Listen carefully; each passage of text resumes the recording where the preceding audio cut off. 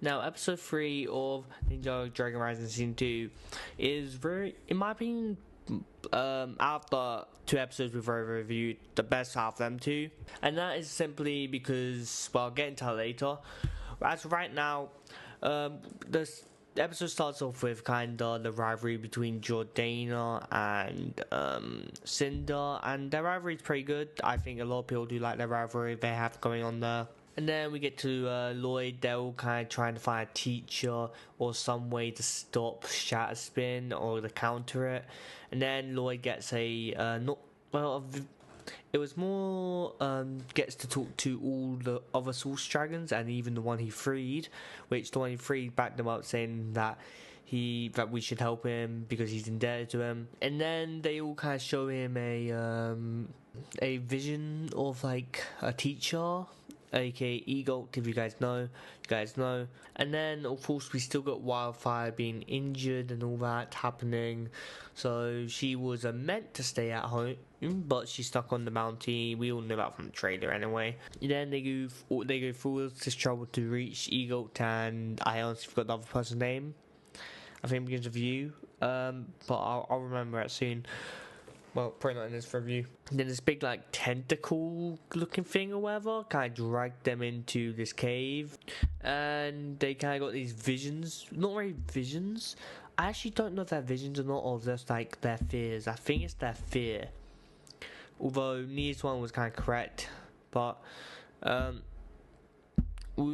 Lloyd gets a vision of Wu and Raz. Sora gets a vision of Imperium and Empress Beatrice.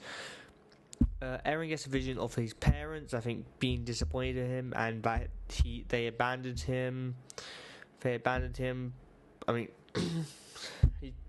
that Eren abandoned them for his new family, the ninja. And of course the main two visions I think a lot more people were excited for. Not visions, like more fears, I guess, I don't know. But because it's not a real wave set itself, is that we get to see our first actual look at. We've seen pictures of him, like his ghost, whatever's thing going around.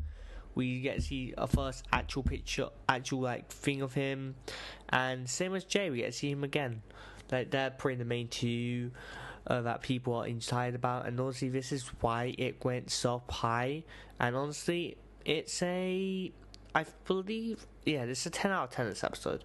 Honestly, mainly because Jay's back, and honestly, if you guys don't know yet, I am a massive Jay fan, so he's my favourite ninja, so I'm glad that he's back. Even, it was also, like, very nice on how they communicated it through, on like, Jay not remembering Nia. The thing is, at the moment, as it stands, Nia thinks that wasn't true and Jay could never forget her. That's what she says. Also, Nia and Jay, like, fans, like, both of them, are pretty very happy about the scene because Nia said the love of her life, etc. Very cute moment. But I like the way they presented Jay from not remembering her. Jay pushed her away from him, and completely said, "Who are you?" And that's when Nia realized it wasn't real. But some of that is true because Jay can't remember who he is. So yes, it's interesting. I'm gonna be intrigued to see when they actually meet again, because that's gonna be very nice. Yeah, it's kind of all I have to go over this episode. They end up escaping, and then they have to like jump in this big cloud area to find the teacher they're looking for, and then it moves over to the next episode. I'll see you guys in the next video. Bye.